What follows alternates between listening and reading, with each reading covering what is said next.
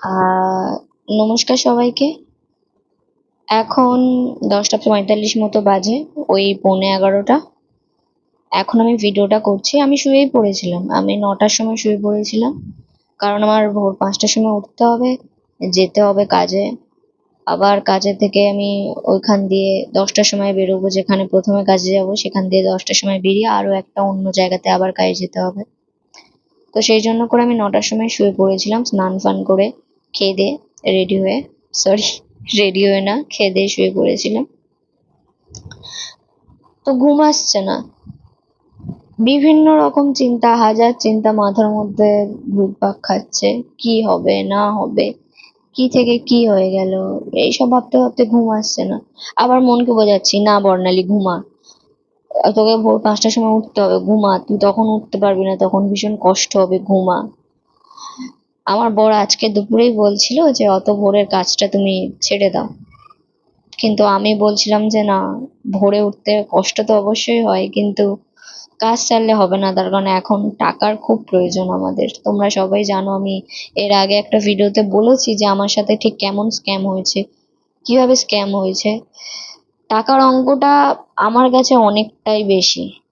আর সত্যি বলতে, তখন যত টাকার আর কি, আজ থেকে 2-3 মাস আগে, 3 মাস আগে যে স্ক্যামটা হয়েছিল, সেটার জন্য আমাদের যে লসটা হয়েছিল, সেটা এখন বেড়ে অনেক হয়ে গেছে। তার কারণ তখন ওই মুহূর্তে গিয়ে সেই ক্ষতিপূরণটা করার জন্য আমরা যেখানে লোন ধার দেনা যা করেছিলাম, সেটা এখন দিনের পর দিন বেড়ে যাচ্ছে। যেহেতু কিছুদিন আগে আমার বরের কাজ ছিল না, নতুন 1 মাস হচ্ছে একটা জায়গাতে, রেস্টুরেন্ট, ও আবার কাজে লেগেছে। তো সেহেতু আমার একাকেই সামলাতে হচ্ছিল। আমরা এখন মুম্বাইতে আছি, ঘর ভাড়া, সারা মাসের খরচা, আবার এতগুলো ইএমআই, আবার ক্রেডিট কার্ডের লোন, আবার মানুষজন যে টাকা পয়সা পাবে সেগুলো। আমি জানি না আমি এত রাতে হঠাৎ করে উঠে কেন এইসব বকছি, কি বকছি। আর তোমরা অনেকে হয়তো অনেক রকম খারাপ কিছু বলতেই পারো, তাতে সত্যি বলতে আমার কিছু যায় আসে না। আমি এই ভিডিওটা কেন করছি, অনেকে হয়তো বলতে পারো এইসব ন্যাকামো করছে ক্যামেরার সামনে এসে, আমাদেরকে কেন শোনাচ্ছ, আমাদেরকে কেন জানাচ্ছ। অ্যাকচুয়ালি আমার ভিতরে যেটা চলছে না, মানে যে কারণে ঘুম আসছে না, বলতে পারো যে সেই ফার্স্টেশনটা কে বের করার জন্য আমি কথা বলছি। তার কারণ একটা কথা আমি শুনেছি যে চিন্তা ভাবনা মনের ভিতরে রাখলে সেগুলো জমে জমে আরো অনেক বেশি, মানে আর কি, বড় আকার ধারণ করে। তাই কথা বলাটা, ভিতর থেকে বের করে দেওয়াটা খুব জরুরি।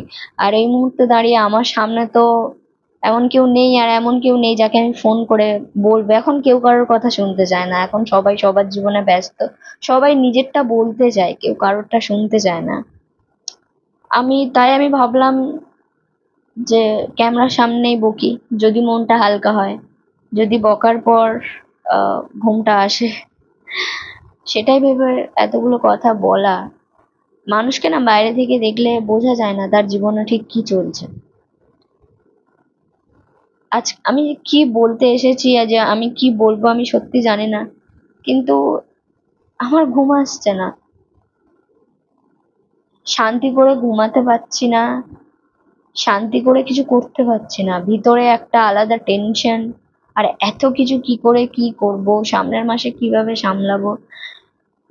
মনে মনে ভাবছি যে কাশ ডোরেমনের ওই টাইম মেশিন যদি থাকতো, তাহলে হয়তো আমি টাইম মেশিনে করে 2-3 মাস আগে চলে যেতাম, গিয়ে ওই তখনকার বর্ণালীকে বলতাম যে স্টপ, দাঁড়া, তোর সাথে এটা হতে চলেছে, প্লিজ এটা করিস না। মানে আমার খুব করে মনে হচ্ছে, মানে সারাদিন আমার এটাই মনে হয় যে কেন করলাম, কেন করলাম। আবার মনকে বোঝাচ্ছি যে না, সব ঠিক হয়ে যাবে, খারাপ সময় এসছে চলে যাবে, এটা তো সারা জীবনের জন্য থাকার না। কিন্তু মাঝে মাঝে বিশ্বাস করো ভীষণ রকম ভাবে ভেঙে পড়ি। আমি কথাগুলো হয়তো হেসে হেসে বলছি, কিন্তু ভিতরটা পুরো ভিতরটা পুরো ফেটে যাচ্ছে।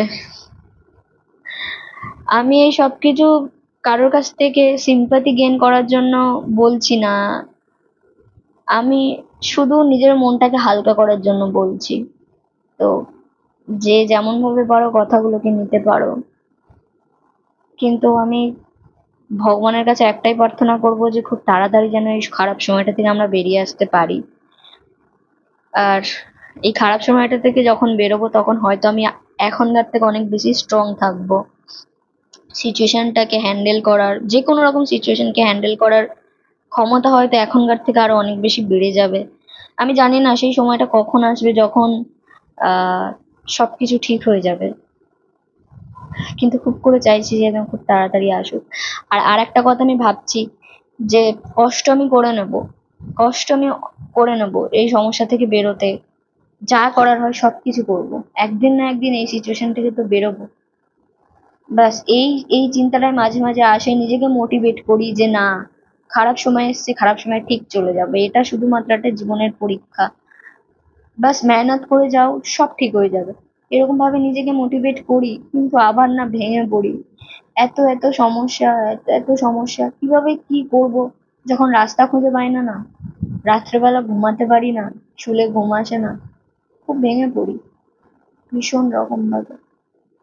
ভগবানের কাছে কি বা আশা করব, ভগবান তো তাদেরকেই সাহায্য করে যারা নিজেকে সাহায্য করতে চায়, নিজের জন্য দাঁড়ায়, যে না আমাকে কিছু করতে হবে, আমাকে এই সমস্যা থেকে বেরোতে হবে, তখনই ভগবান আর কি সাহায্যটা করে। আমি জানি না কি হবে আমার সাথে, কি হতে পারে। সত্যি বলছি, আমি এই কথাগুলো কেন বলছি ক্যামেরার সামনে এসে, হ্যাঁ এই কারণেই বলছি, নিজের ভিতরটা হালকা করার জন্যই বলছি। ঘুম আসছে না, বাস আসছে না।